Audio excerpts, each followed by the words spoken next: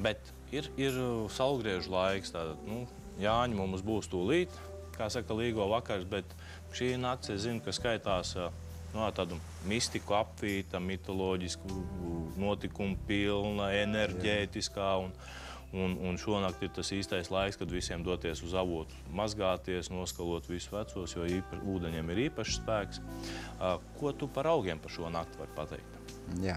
Par tiem maģiskajiem varbūt pārunās. Tā ir interesanta tēma, jo vasaras saulgriežu laiks ir tas laiks, kad saulīte pacelusies ir visaugstāk, atrodas Zeme vistuvāk saulē, un dienas ir ļoti garas, un gaismas daudz, un augi saņem daudz enerģiju, un viņi uzkrāj to spēku, un tāpēc tiek uzskatīts, ka šī laika posmā vākti augi arī ir ar vislielāko tādu enerģētisko spēku. Un atsevišķi augi ir jāvāc dienā, tad viņiem ir tā lielākais spēks, un daži augi ir jāvāc naktī. Un pārsvarā tie ir tādi augi, kas ir apveltīti tiešām ar izcilām dziednieciskām spējām, un daži no viņiem ir indīgi, jā, bet viņi tomēr prasmīgās rokās un prasmīgi lietojot sniedz vislielāko efektu. Tie indīgi augi. Nu, jā, piemēram, šonakt varētu naktī mēs vākt uz rīta pusi struteni un kapmirti un driģeni, uzpirkstīti, un tad pagatavojot no viņiem preparātus būtu liels ārstniecisks un arī maģisks spēks. Bet es te uzreiz cilvēkiem noteikti gribētu piebilst, nevajadzētu tā uz savu roku, uz dullo uzpirkstīt, sataisīt tēju, jo Artūrs jau teica, ka tie ir indīgi augi, un tāpēc mazliet pa daudz sataisot var nākamā diena vienkārši vairs nebūt, jā? Jā, es jau to vairāk tā attiecinu uz tiem cilvēkiem, kas tiešām profesionāli ir. Bet parastus ārstniecības augus tiešām ļoti ir ieteicams vākt tieši šī laika periodā, un tādu ir mūsu pļavās ļoti daudz, un arī, kam ir dārziņš piemājas, arī tur uzmanīgi paskatoties var atrast ļoti daudz ko interesantu. Senos ticējumos par līgo nakti un Jāņu dienu ir tādi nostāsti, ka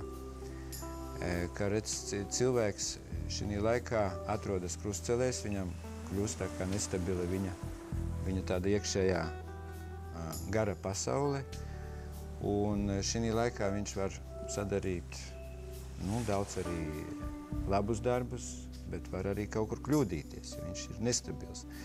Un tad šie augi, atsevišķi augi, var palīdzēt viņam saglabāt to līdzsvaru. Piemēram, jā. Piemēram, tas pats, nevis tas pats, bet mūsu varenākais koks ozols, jā. Ozolam ir maģisks spēks, viņš ir tā kā saules simbols, viņam ir karsta enerģija, un kopš seniem laikiem baltu tautas viņu pielūgušas varenos ozols, un tur svētbirzēs noritējuši rituāli dažādi, un no seniem laikiem tas saglabājas arī ozola dedzināšana. Ozols deg ar viskarstāko liesu. Tas jau spēcīgāk par akmeņu oglēm. Jā. Un tad, kad cilvēks ir tā nedaudz Jāņu naktī apmulsis, ka viņam tagad gads jau tā kā sāks iet uz leju, viņu pārņem tādas kā varbūt skumjas dažreiz, vismaz man tā ir. Tad ieteicams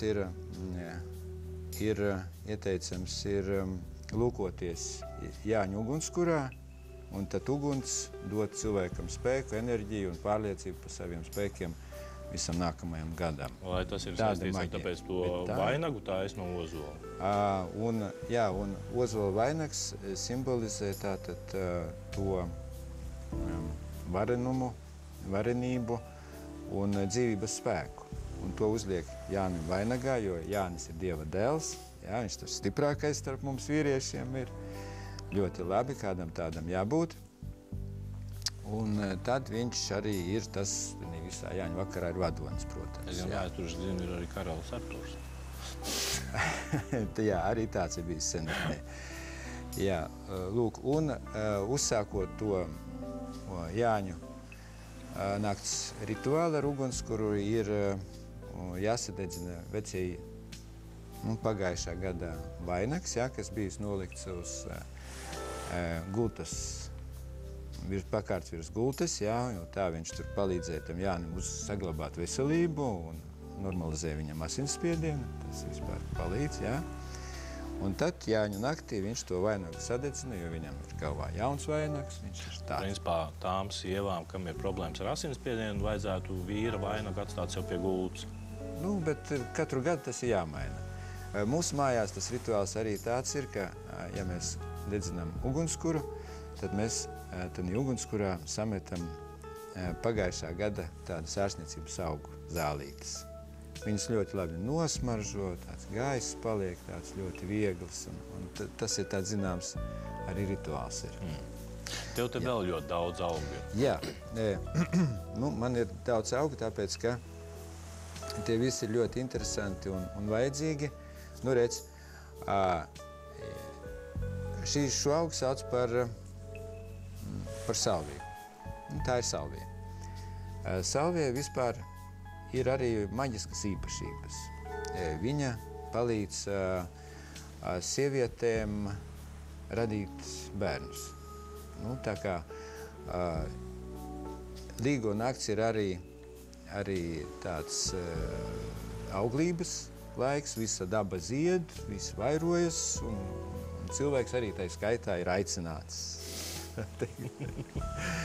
Jā, bet, diemžēl ir arī sievietes un ir vīrieši, kuriem grūti tikt pie bērniem. Tad, lūk, kopš seniem laikiem, jau kad cilvēki bija miruši epidēmijās vai karos, gājuši daudz bojā, tad salvija tikusi lietota. Tas tā kā veicina to ieņemšanas procesu, apaugļošanās. Veicina, sekmīgāk apaugļošana notiek. Bet tas attiecas uz sievietēm. Tad to teiksim sieviešu zāle. Tā ir sieviešu zāle. Bet citādi arī vīrieši, protams, var lietot, ļoti palīdz pret kakliekaisumu, angīnu, dažādiem elpošanas ceļa iekaisumiem, bronhītiem. Es zinu, ka salviju daudz kur lieto salātos pat. Arī salātos, bet viņai ir diezgan asa garša. Vienīgais, kur viņi vajadzētu uzmanīties, ja cilvēkiem paaugstinātu kuņģa skābi. Tad tas pavairo kuņģa skābi. Vīriešiem ar tādiem pašiem nolūkiem, lai sekmētu viņu spēju. Viņi gan tādu noliekusies. Tā kā jau tādā dziesmā dzied. Visa laba Jāņu zāle brīžiem cieta, brīžiem mīksta. Tas ir lupstājs. Lupstājs ir kā garšaugs, bet viņam arī ir maģiskas īpašības, ka viņš sagatavots tā izžāvēt saberes pulverī un iebērts maisiņā, darbojas kā talismans, kas vairo vīrišķo spēku un piesaista sieviešu mīlestību. Lieliski. Un kur viņi tā biežāk var sastapt? Parasti prātīgiem saimniekiem viņš aug dārzā. Viņš ļoti vareni aug līdz 2,5–3 metri, un tās lapiņas ir lietojamas salātos. Kopš agra pavasara. Viena no pirmajiem salātiem mūsu mājā. Tieši lapiņas. Artūr, te es uzreiz tā domāju, teiksim, agrāk cilvēki ļoti daudz pārzināja šos augus, un ārstniecībā viņi gāja pie tām zāļu madēm, vai kā tur tā zāļu tantas bija, ka, teiksim, kādu kaiti. Bet vai nebija tā, ka cilvēki arī balansēja savu veselību jau laicīgi, jo viņi ļoti daudz no šiem augiem taisni izmantoja salātos? Ka nebija speciāli tur salātus, lai tur audzētu kaut kādas īpašas šķirnes, bet ka prata redzēt dārzā to nezāli, to virzu izmantot salātam, vēl kaut ko, teiksim, kas dārzā sastopams ir. Pilnīgi pareizi, jā. Ka viņš harmonizē. Mums jāpārņem šī vispār tāda pieredze no seniem laikiem, kas tagad vairāk jau mēģina lietot tos augus, kas ir auguši siltumnīcā, bet tie tomēr nav dabūjuši pietiekami daudz ultravioleto starojumu. Kā zināms, vai stikla siltumnīca vai plēvis, vienalga viņu ultravioleto aiztur. Bet tas ir augam vajadzīgs. Un mēs varam paņemt dārzā pat balandiņu un pienenes saknīti un kādu, kas tur aug, citronmetru un pat usnes, usne drusciņ tāds rūgtumiņš klāt ir. Tev ar te usne, man liekas. Man tas baldedzīts ir. Ļoti līdzīgi jau usnē. Jā, tas ir ārstniecības augs, viņam nav aprakstītas nekādas maģiskas īpašības, redz, viņam tāds sarkans ziediņš galā, drusciņ intensīvāk sarkans nekā usnei, un tas stumbriņš ir klāts tāds ar tādiem asumiņiem, viņš ir četrstūrains stumbris. Un tas ir viens no labākiem augiem nieru slimību ārstēšanai. Bet viņam arī otra īpašība, ka viņš nedaudz paceļ asins spiedienu, tonizēs sirdsdarbību. Tas varētu būt pēc Jāņiem derīgi, lai izdzītu ārā visu netīro, vai ne? Tā gan. Atbildēsim uz zvanu. Jā, lūdzu. Labvakar. Labvakar. Es gribētu zināt, kā salvija ir jālieto sievietēm. Interesants Labi, jautājums. paldies jums. Jā, salvija tātad viņa nogriež lakstus. Tas ir augu virszemes daļa. Augu virszemes daļa. Tad, kad viņš zied, vai arī bez ziediem, izžāvē, un labākais variants, ka viņi sabērš pulverī un lieto pat eikarotai dienā. No rīta, pirms ēšanas, uzzer ūdeni. Otrs variants nedaudz maigāks ir tā kā pagatavot tēju, bet tad jālieto viena ēdamkaroti. Uz 2 glāzēm ūdens, bez vārīšanas, aplēj ar vārošu ūdeni. Jā, nedaudz zem vārīšanās temperatūras. Tad ievelkas un lieto. Bet izdalās ēteriskās eļļas šajā procesā diezgan daudz pa gaisu aizlido. Tās ir vajadzīgas vispār pie tā procesa. Un viņam darbība ir tāda, ka viņš stimulē to hormonu veidošanos, kas ir atbildīgi par apaugošanos. Principā, ja tomēr izdomā lietot, tad, ja lielāku efektu grib, tad laikam labāk ir neapliet, bet lietot pulveri veidā. Jā, ja tikai kuņģis to var ņemt pretī, ja nav paaugstināts skābes daudzums. Labi. Ko skatītāji, teikšu jums tā. Maza reklāmas pauze būs, mēs iedzersim Artūra tējus. Nobaudīsim no augiem gatavoto, jūs paskatieties reklāmu.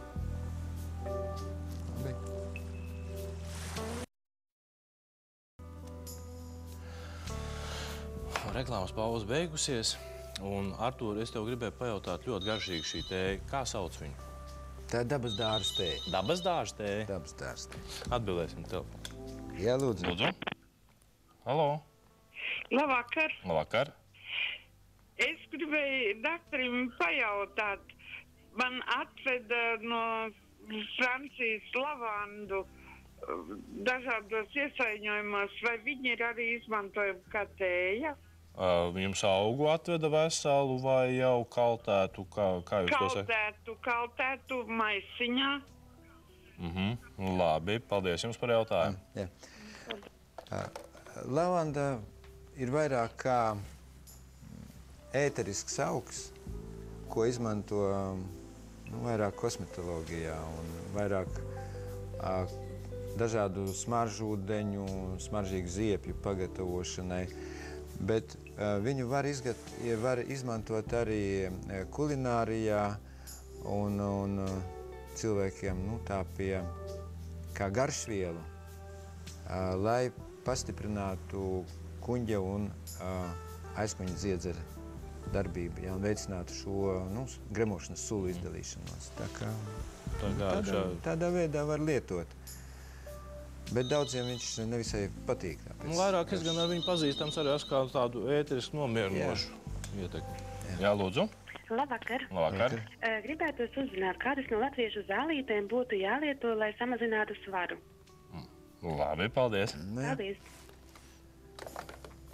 Visas, jāsaka, visas zālītes jālieto, un tikai zālītes, jālieto tad dažādi Dažādi dārzeņi, dažādas ogas, dažādi augļi un tikai. Ja? Te, Artūr, es atceros uzreiz, ir tas, ka Jāņu naktī, nu, kā tur tagad ņemsim, es zinu, ka tas ir dažas dienas pirms dažas pēc iet, vai ne? Jāņu naktī salas 33 zālītes jāsalasa, saliek burkā un aplē ar šņabi. Jo spirta nav, jā, praktiski tā. Tā aplieta šņabi un tā ir tādu uzlējumu, un tad viņi pēc tam visu gadu pa teikarotīti tā kā lietot.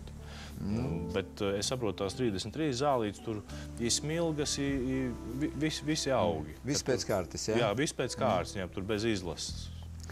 Mums ģimenē tāds rituāls, ja tikai lietus nelīst, mēs izējam tur pļaviņā netālu no savas mājas un lasām dažādas augus, nu vairāk tādas āršnieces, kuras skaitās, jā. Un salasām, mums dažreiz iznāk 50, dažreiz 60, un tad mēs viņu visu to noliekam, rotājam istabu un pēc tam smalki sagriež un izžāvēja, jā. Un tad arī to visu sajauc kopā un lietojam pa bišķiņai kā tēju. Es tā esmu iesēdz man atsevišķajā kastītē stāv, un to mēs saucam pa Jāņa tēju. Nu, viņa ir ļoti interesanti, viņai ir bagātīga garša, un es domāju, ka tas ir ļoti veselīgi. Vai arī nav tā, ka, teiksim, tādā Jāņa naktī cilvēks, kad iet lasīt, tomēr ir, kā saka, tas ir īpašs laiks, un ka cilvēks salasīs sev vajadzīgās zālītes. Priekš sevis, jā. Nepaņems nepareizu, bet sev vajadzīgo. Jā. Jā, lūdzu. Jā, lūdzu. Labvakar. Labvakar. Man ir jautājums. Jā, lūdzu. Kā jālieto virzu? Labvakar.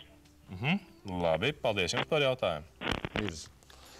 Es ieteiktu virzu vislabāk lietot kā suli izspiest. Viņa ir ļoti sulīga, un tā pats augs nav īpaši garšīgs, viņam kaut kā nevisai tāda laba pēcgarša ir, vismaz man tā šķiet.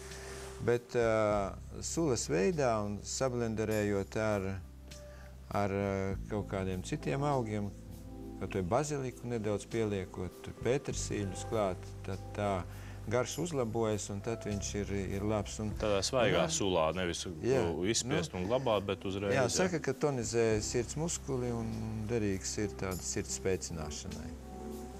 Jā. Nu, pastāst vēl, tev vēl daudz augu. Jā, man ir daudz augu. Par tiem maģiskajiem. Viens no maģiskajiem augiem ir šis, smarža arī, vai ne? ko sauc par ģerāniju, tā ir sarkanā ģerānija. Viņa ir tā kā kultūra augs ievies, bet ir arī pļaus ģerānija sarkanā un zilā. Lūk, un šis augs atkal ir tāds, kas piesaista mīlestību. Jā, arī no tiem talismaniem. Jā. Tad vajadzētu vientuļajiem sastādīt kādu dobīti gar māju. Ja kāds vīrietis vai sieviete cenšas iekarot otras puses uzmanību, tad šo augu vajag censties viņam uzdāvināt.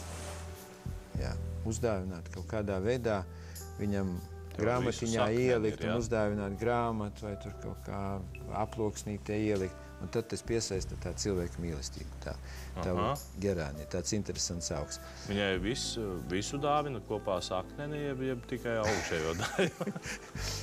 Es ar sakneni paņēmis. Es saknīti, lai ieaugās, jā. Lai ieaugas. Lūk, ja runā par to vīrišķo spēku, jā. Tas jau tāds, jā. Jā, šis tā kā jau spēcīgāks izskatās.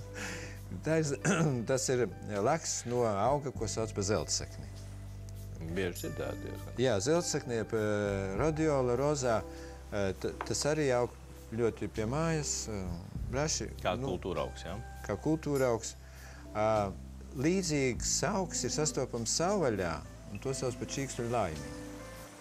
Arī ir tādi biezām lapiņām, grūti izžāvēt. Lūk, un radiola ir adaptogēns no tiem, kā ženšens, kā eleuterokoks, kā leuzei, no tiem. Ko tas nozīmē? Tas nozīmē, ka viņš adaptē cilvēku, piemēro cilvēku visādiem dzīves apstākļiem. Gan badam, gan salam, gan trūkumam un slimībām palīdz pārvarēt visus šos grūtības, jā? Grūtības, tā vajadzētu tagad un arī lietot. vairo potenci. Jā, lūdzu. Lūdzu. Labvakar šajā saulgriežu naktī. Labvakar. Un es gribēju vaicāt, vai šīs zāļu tējas, tas ir, Protams, viņas ir dažādas, bet visefektīvāk ir lietot vai no rīta tukšā dušā, vai pusdienas laikā, vai vakarā. Un vēl viens jautājums. Nu, sievietēm garšoties saldumi. Tieši kāda zāļu tēja mazina kāri pēc saldumiem? Paldies! Labi, paldies! Aha, labi. Nu, redz. Par to lietošanu sākumā. Par to lietošanu, jā. Ja grib, lai būtu kaut kāds ārstniecisks efekts no zāļu tējām, tad viņas vai jālieto pirms maltītes.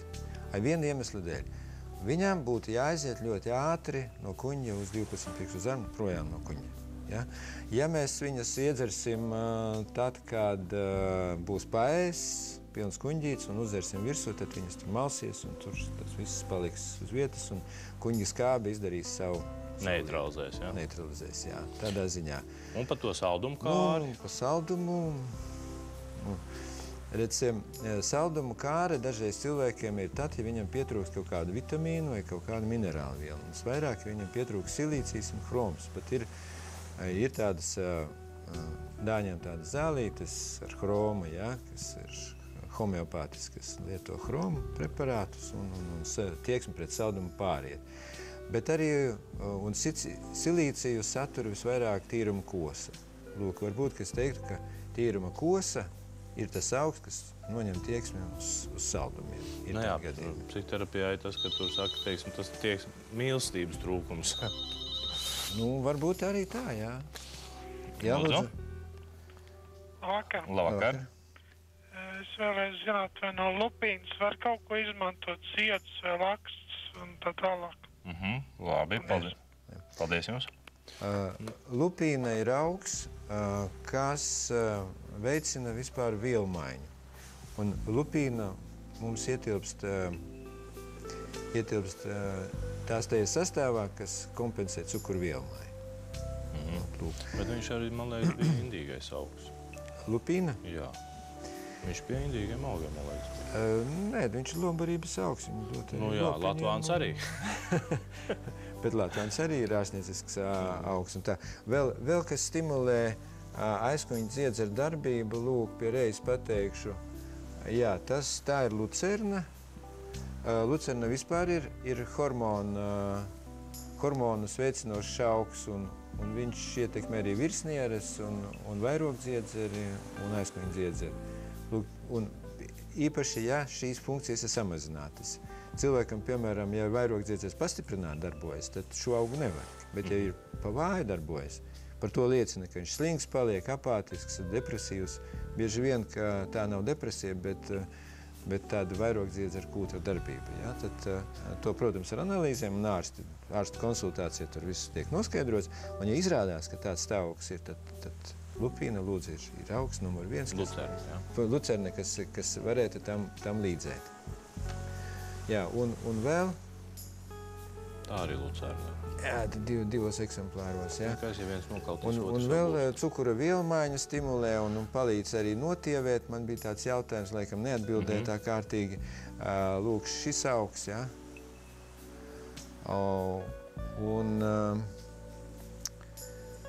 Un tas ir...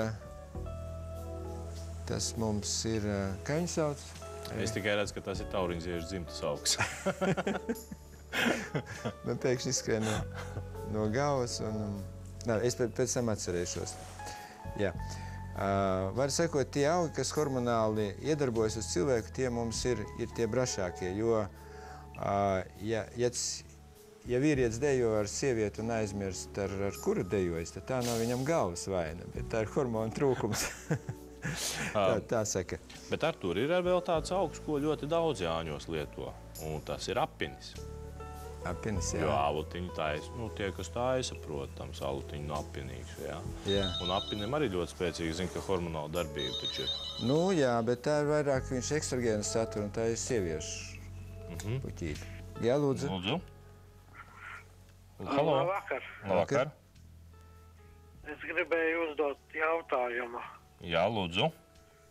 Piemēram, cik es zinu, pasaulē nav izdomāta zāles par nierakmeņu un žultsakmeņu šķīdināšanu.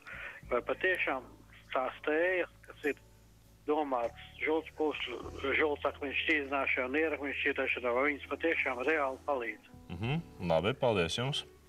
Jā. Nu, pastāst, kā ir ar augiem šajā jomā.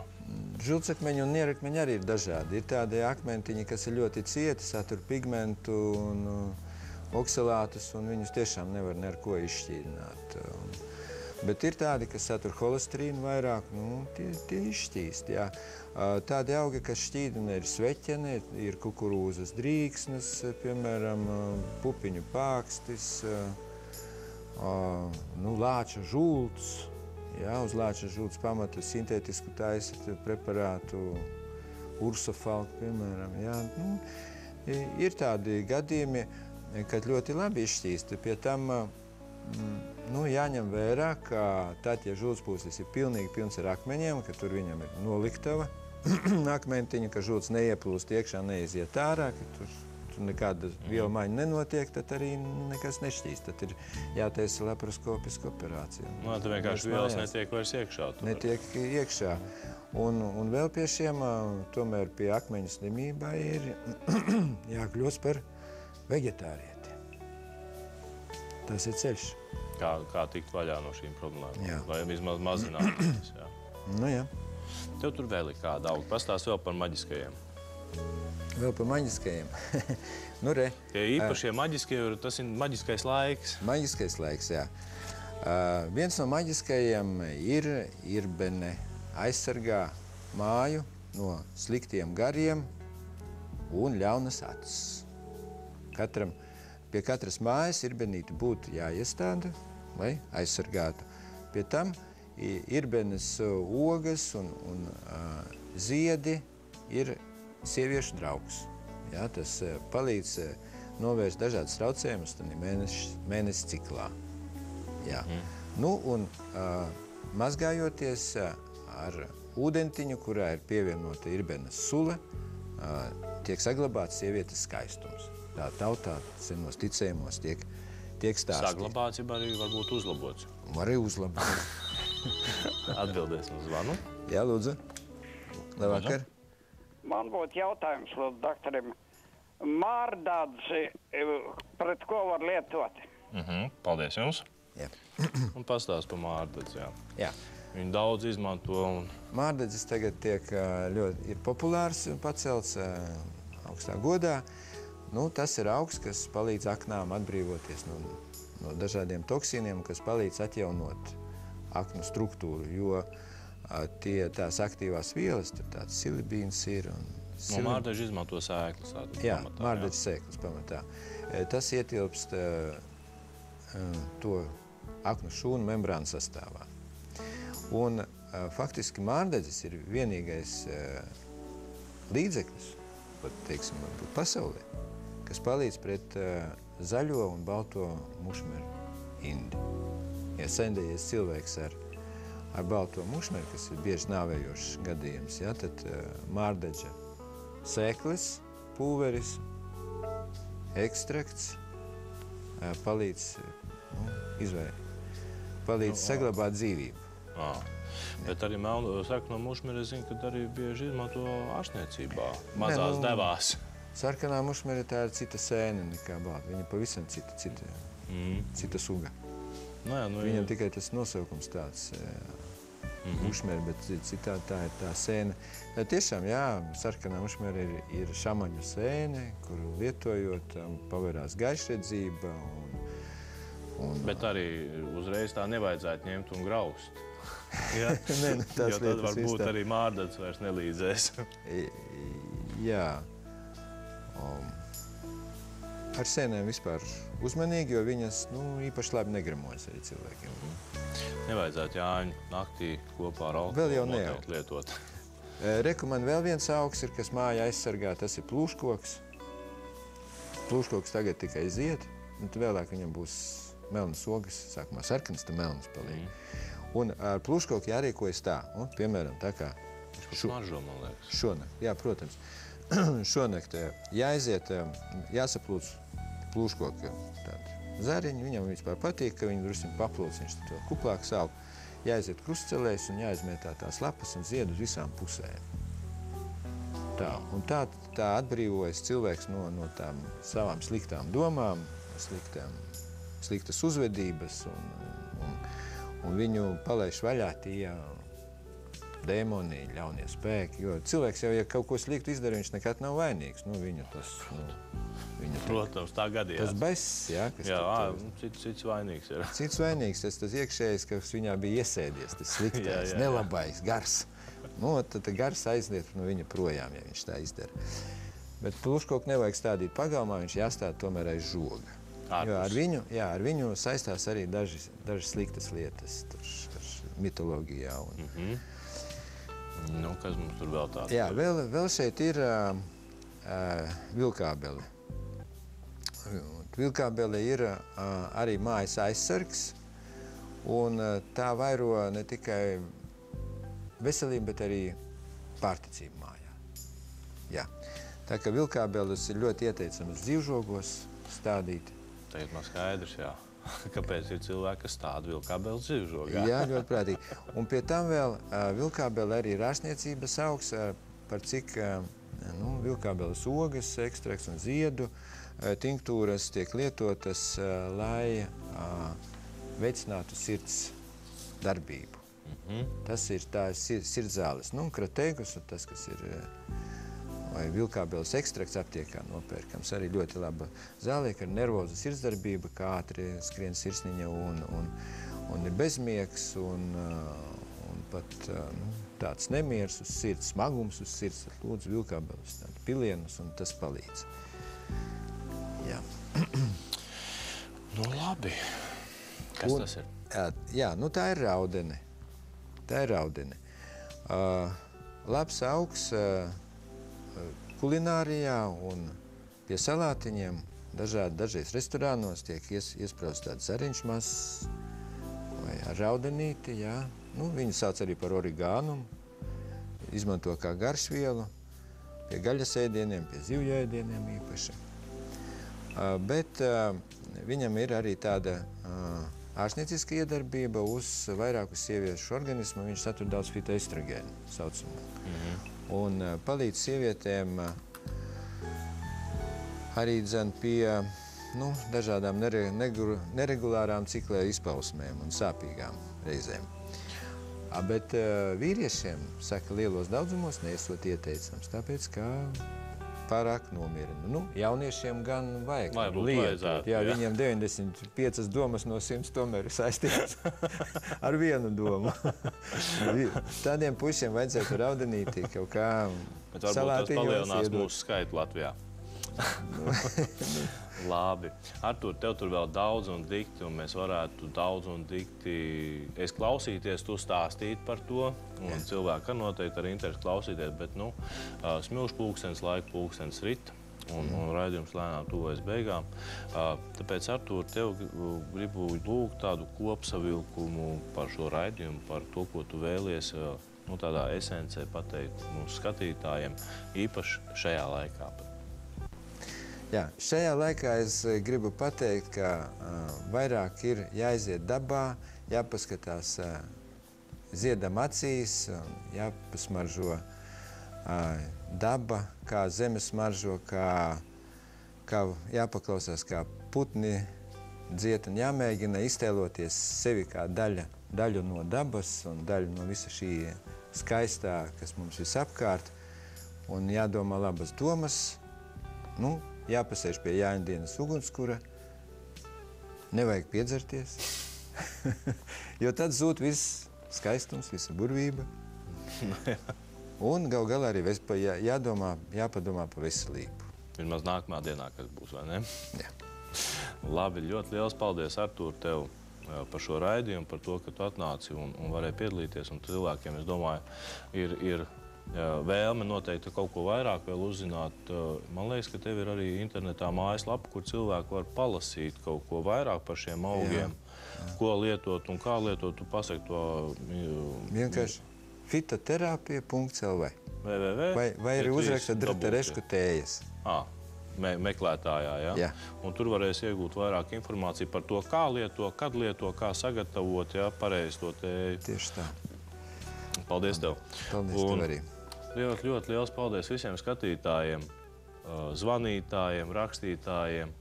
par šiem raidījumiem, kur jūs līdzdarbojāties, jo šis raidījums ir šajā sezonā pēdējais. Un tad sāksies atvaļinājums, brīvs laiks visiem. Un būsim ēterē atkal 16. augustā. Un atkārtojums jūs varat nostīties pirmdien. Tas jau ir pirmdienā 27. jūnijā, 13:40 Latvijas televīzijas pirmajā kanālā. Un viennozīmīgi es varu pievienoties Artūram. Tā kā Artūrs kā ārsts ir atgriezies pie dabas, tātad pie cilvēka un pie dabas, arī šajā laikā varbūt tiešām katram novēlu atgriezties kopā tur, kur mēs esam nākuši, tas ir saskaņā ar dabu, sagaidīt jauki šo saulgriežus, līgo svētkus, sagaidīt ar priekiem, lai šie svētki netiek sabojāti ar kaut ko nepatīkamu. Tiešām visiem novēlu saulainu vasaru, kādu mēs šogad jau mazliet baudījām un cerams, ka baudīsim vēl. Un lai jums jauki līgo svētki. Visu labu! Labvakar!